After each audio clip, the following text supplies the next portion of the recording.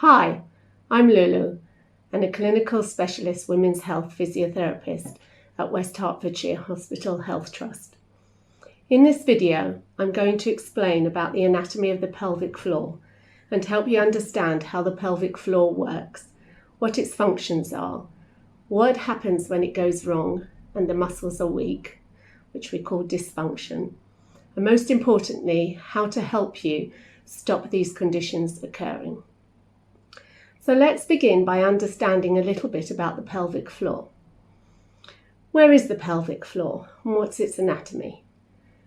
These muscles are a group of muscles that form together a bowl, and they begin by their attachment at the front of the pelvis and make their way backwards in a sling shape bowl and attach mainly to the coccyx, your tailbone.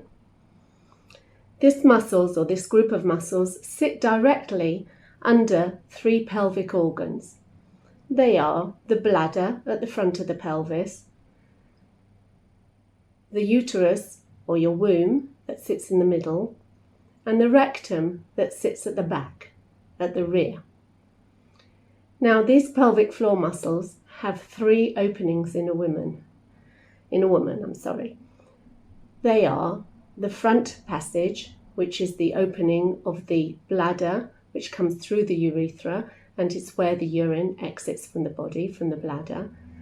The middle opening, which is the vaginal opening, which is where the uterus or the womb goes through the cervix and then through into the vagina, and this is where things will go in and out. That is your baby when it was born. And there is the back passage, which is the rectum, and that has the opening called the anus, which is where our stools or bowels open from. What is the function then of the pelvic floor? Well, the first function we mentioned is because these muscles are sitting underneath the pelvic organs, and therefore their main function is that of support. They hold up the pelvic organs against the direction of gravity that's bearing down on them. Secondly, a very important function is that of closure, because part of the pelvic muscles form a ring or a sphincter, and they are around the back passage, which is, as we say, where your stools pass, your feces or stools pass. And so when they are contracted or squeezed closed, they help control the involuntary escape of wind so that you don't pass wind at an awkward moment, and also the involuntary escape of your stool, your poo, because we sometimes need to hold on even when you get the urge to do a poo and go into a convenient time and a convenient place. Next, there is the sphincter at the front, which is at the opening from the bladder. And so part of that control is then the control of urine and helps with the involuntary loss of urine. So not only do these muscles have to constrict and close, but they also need to release and open and let these body fluids and body matter pass. And also they need to release to allow you to give birth. And finally, a very important function is that of sexual function. So it's related to tone or the strength of the vagina, and also related to orgasm. And therefore, it's another important reason to get your pelvic floor muscles working well after the birth of your baby. So when things go wrong and we have dysfunction and there's weakness in the muscle, it can cause a descent or a dropping down of these three pelvic organs that I've mentioned before. That of the bladder, which we will call a cystocele, that of the uterus or womb, which is the vaginal descent, and that of the back passage, which can then be caused a rectocele. So any of these three organs can descend or prolapse down through the vagina, and we definitely want to avoid that happening if that's possible. And of course, the next thing that can happen when things go wrong is the leakage of urine and the leakage of poo and the leakage of wind. And again, we don't want that to happen if we can avoid it. And of course, there is another dysfunction, which is that of constipation which is when you need to strain to have your bowels open, because in those circumstances where the anal sphincter isn't relaxed and open as you're opening your bowels. So that can lead to constipation and straining. And also there can be what's called dyspareunia, which is painful intercourse. So what are the causes of pelvic floor dysfunction and pelvic floor muscle weakness? Well, the first, unfortunately, we can't do anything about, which is your biological DNA, and that comes from your biological mother and father. There's nothing that we can do to change it, but the DNA that you inherit can affect the supporting structure of the collagen. But as I say, unfortunately, we can't do anything about that. And then there's pregnancy itself and childbirth. So the pregnancy is the weight of carrying that baby over those several months that you're carrying your baby at an added weight to your pelvic floor muscles. And also a vaginal delivery stretches your pelvic floor muscles. The type of delivery can have an impact and effect on your pelvic floor muscles and increase your risk to any of those conditions that I've just mentioned to you. And this could be an assisted delivery, such as a kiwi or a ventouse, or which are vacuum suction, or it can be a forceps delivery. So these assisted deliveries just increase a little bit more your risk of pelvic floor dysfunction, as does the weight of your baby. So the larger your baby, the heavier the baby. And we usually say babies that are over about 4 kilos carry a little bit more of a risk. The type of delivery, so a very long second stage, a very long stage of pushing, can have an effect and weaken your pelvic floor muscles a little bit more. But so can a very fast and a very rapid second stage, where the muscles haven't had time to relax and to slowly open out. So that can really increase your vulnerability to sustain a tear. And when you have a tear that's a 3rd degree or a 4th degree tear, then these are this is another reason that can increase your risk and vulnerability to pelvic floor dysfunction. Of course, carrying more than one baby at a time, so if you're having twins or triplets, will increase the weight you're carrying and also increase that risk factor, just put you up the scale a little bit more, as do multiple births. So the more children you have and the more vaginal deliveries you have, the greater your risk. However, that shouldn't affect your family planning. Please go ahead and have as many babies as you would like to have, but it does mean that you need to work harder on your pelvic floor muscle strengthening. So what are the things that we can't also help that has an effect on our pelvic floor would be gravity, because gravity is constantly bearing down on this pelvic floor down below and constantly having a downward pressure. So the longer that we live, the older we get, the more time that we've been vulnerable to this pressure. And therefore, aging is a natural cause of decline in pelvic floor strength. And we can set that right by doing pelvic floor strengthening exercises throughout our life, certainly from childbirth onwards. The other thing that happens as you get older in women is the menopause, and this causes a natural decline in estrogen levels, and that in itself can reduce the supporting structures. The additional supporting structures don't function as well, such as the fascia and the ligaments that help with the muscles with support. And so as that function declines, so muscle floor weakness will become more obvious as you get older after menopause. Other things that can have an effect are obesity. So the more weight that you are carrying, the more weight your pelvic floor is having to carry, and therefore the harder it is for your muscles to hold up and support. So the more your muscle, your body mass index and your weight is normal weight, the better it is for your pelvic floor. Another thing that can cause pelvic floor weakness is constant straining to have your bowels open. So chronic constipation causes a constant downward pressure if that's a really chronic problem, and it's best to try and avoid that, as does chronic cough. So if you have uncontrolled asthma, or for example a cough from an allergy, please see your GP about looking at ways to control a cough better, because this again will be weakening your pelvic floor muscles. And finally, one of the things that's very important to address is inappropriate exercise and sport. So anything that increases the pressure inside our tummy, that's called intra-abdominal pressure, actually increases the downward weight or the downward stresses onto our pelvic floor.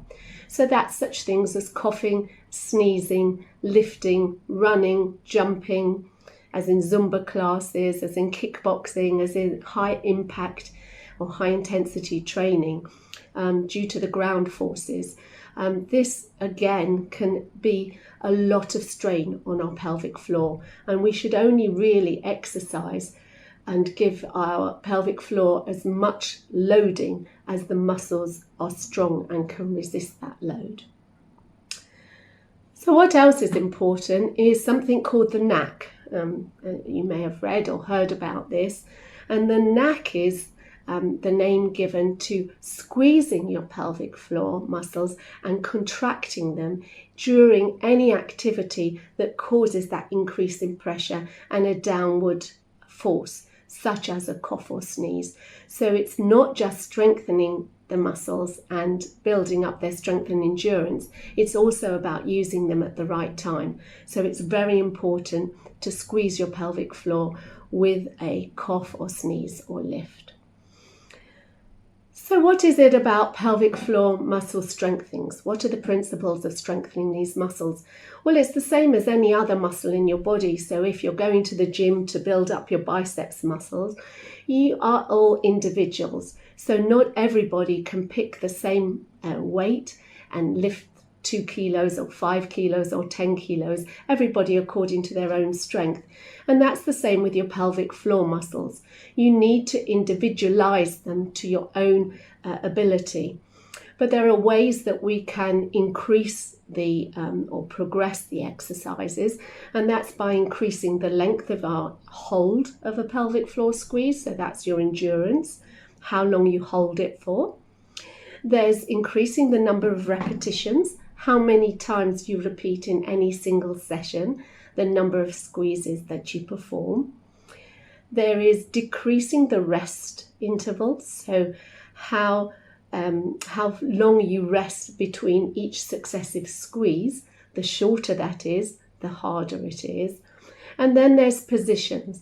Choosing lying down is the easiest way to exercise your pelvic floor muscles, because you counterbalance the effect of gravity. There's no loading in this plane. And then there's sitting and standing and kneeling, which are very important that you progress your pelvic floor muscle exercises to include these functional positions. So how long should you be exercising for? Well, evidence shows us that you need to exercise around 4 to 6 times a day for 4 to 6 months in order to bring your pelvic floor muscles up to their maximum potential, or to return them to this maximum potential. So if you exercise less than that, it may take you a little longer to reach that stage. And if you really exercise just randomly every now and then, you probably will never reach your maximum. So it does require dedication to return your muscles back to their best level. And of course, any strength that you gain, just like stopping going to the gym to work your biceps muscle that we spoke about, will also reverse any gain of strength and endurance that you found. So these actually are lifelong exercises. So I would always say it's a bit like brushing your teeth. I'm sure and hope that most of you listening to this video will all brush your teeth without having a reminder, probably twice a day. And we do that to prevent tooth decay and gum disease later in life. And in the same way, pelvic floor muscle exercises are really there as a prevention, we hope, for preventing pelvic floor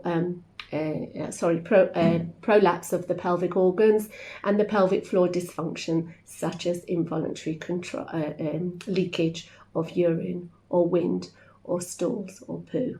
Okay, so it's very important to make it part of your everyday routine. So after you finish doing your 4 to 6 months of intense pelvic floor training, what's a good association is to have that after finishing brushing your teeth, you just remain in standing those extra couple of minutes twice a day and do your pelvic floor exercises, and then you're really probably set for life, which is good. So some of you listening may wonder whether it's necessary for you to be doing pelvic floor exercises because you have no symptoms. Well, in the first 2 or 3 decades after childbirth, you are able to compensate for any muscle floor weakness because of the other supporting tissues that are there, the ligaments, the end of floor pelvic fascia. So these will help offer support.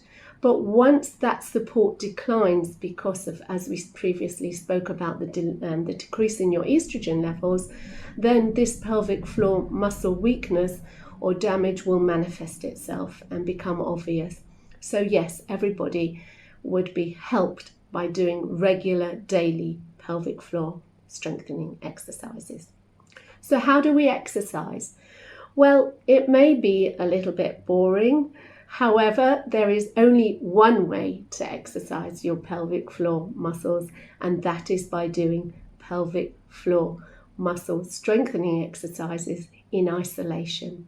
So that's without your core exercises of Pilates and other exercises, which are very good in their own right, but not specifically targeting pelvic floor muscle on their own in isolation. So in a moment, we're going to try some exercises together, but a little bit more about the theory. There are 2 types of muscle fibers in any skeletal muscle. One is for endurance. That's how long you can hold that contraction for. And those are targeted or performed by your slow muscle. You may hear about this if you read about this on the internet. Your slow or type 1 endurance fibers. But you need both that and your strength muscles, which are your fast twitch, your type 2 muscle fibers. So when you squeeze your pelvic floor, the feeling you're going to get because of this pelvic floor anatomy of this bowl shape is the feeling of squeezing close together and a lifting slightly forward, slightly upwards and forwards from the back passage through to the front passage. So it's a little bit like a lift going up in a building. And when a lift goes up in a building, the building itself, of course, doesn't move. So if I'm squeezing my pelvic floor muscles now, you shouldn't see me lifting. If I'm using the wrong muscles, like my buttock muscles, you will see me slowly lifting off the chair. So you can exercise in front of a mirror and check that you are not using any of these extra muscles. There are lots of different analogies you can think of when you're doing these exercises. It's a very subtle movement. It's not a very powerful movement. So I like to think about it sometimes as holding a very fragile glass test tube in the vagina that you're just wanting to squeeze and lift. Just hold and lift gently upwards. So the feeling is as if you're stopping yourself passing wind and then bringing it forward to the front passage as if you're stopping yourself doing a wee. Some people respond more to one cue and some to another. But what's very important here to stress is never ever stop your urine mid-flow. Yes, this uses the pelvic floor muscles if you do slow down or stop the stream. However, it can cause backflow or reflux into the kidney and cause infection and be very damaging to the normal mechanism. So please don't do that. You can also have a look. Visualization is good. Get to know your vagina.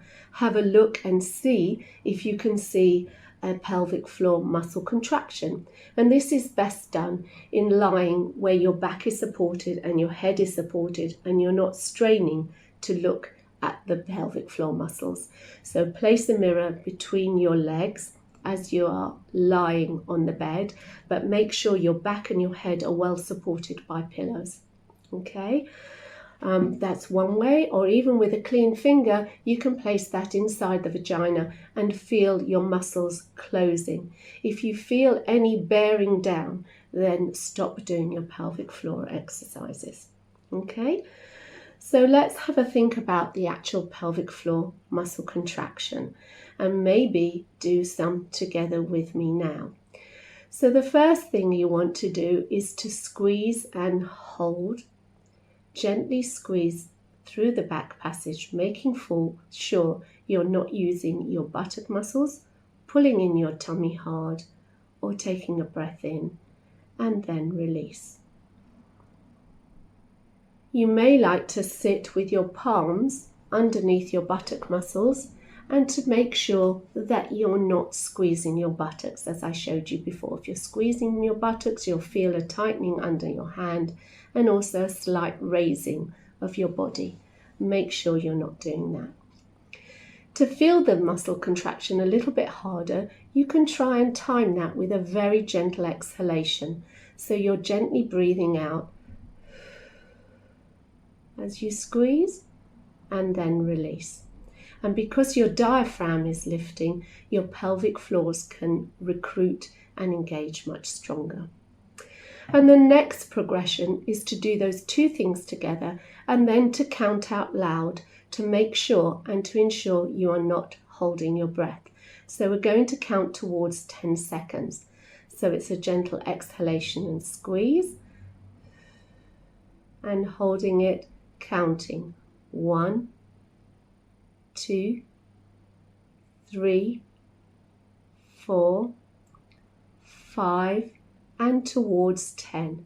And as soon as you feel that pelvic floor muscle release, that is your personal maximum for your endurance. And that's what you need to repeat each session, up to 10 repetitions. And finally, there's the fast squeeze muscle. Exercise, which is a squeeze and hold for 1 to 2 seconds and an immediate release. So it's quite rapid. Squeeze, let go. Squeeze, let go. Squeeze, let go. Squeeze, let go. Squeeze, let go. And you can repeat that up to 10 or 20 times in one session. So there we have it. There are your pelvic floor exercises. And one of the things that often happens is actually forgetting them and forgetting to do them. So some little reminder tips are, as you have your new baby, try to associate that with feeding your baby perhaps 6 to 8 times a day. So that's a good time to do your pelvic floor exercises. Today we have phone alarms. You can set alarms on your smartphones. Perhaps just put post-it notes around the house somewhere. Keep a chart, keep an Excel spreadsheet. And most importantly, you can exercise, for example, at every red light. You can do your fast twitch. I don't advocate and may not advocate you driving and doing contraction at the same time. But try to find an association, something that you do daily that will help remind you to do your pelvic floor exercises. So best of luck and keep going, and remember, this is for life. Thank you.